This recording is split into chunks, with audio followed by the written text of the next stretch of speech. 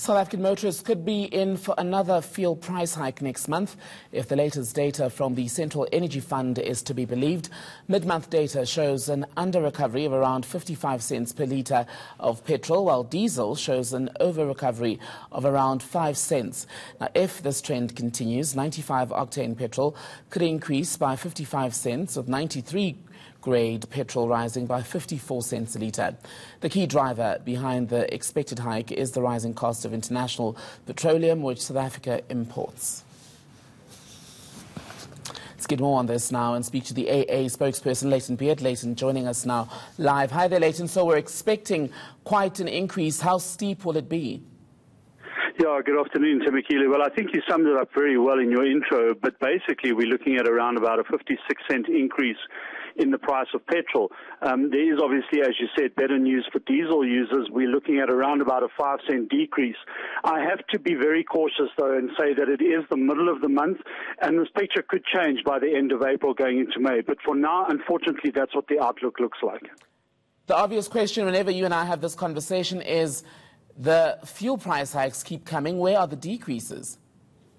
Yeah, that's a good question. I mean, obviously, we'd have to wait and see what happens with international product prices, throughout April. And then the perennial problem, obviously, is the Rand-US dollar exchange rate. We've seen that the Rand has strengthened somewhat against the US dollar, coming in under 14 Rand to the greenback. If that trend continues, obviously, the outlook would look good. But as you say, when product prices go up and fuel prices go up, then we do see an increase in goods and services that are offered locally.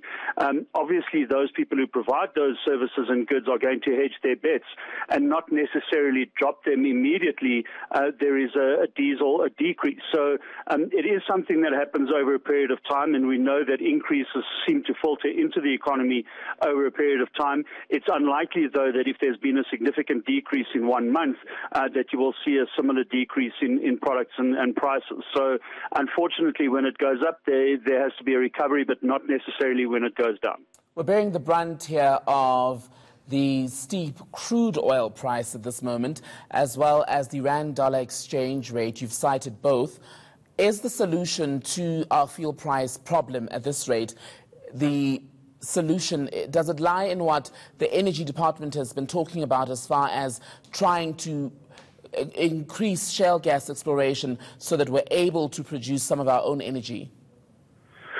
Well, that may be one solution. I mean, the Department of Energy is also looking at various options. They said they were going to come back to the market towards the end of January, early February, with some indications of how they wanted to deal specifically with 95-octane fuel. We're still waiting on those. The big factors, though, obviously, as we know, are international petroleum prices and the Rand-US dollar exchange rate. And in terms of that last one, you're looking for policy certainty, you're looking for economic stability.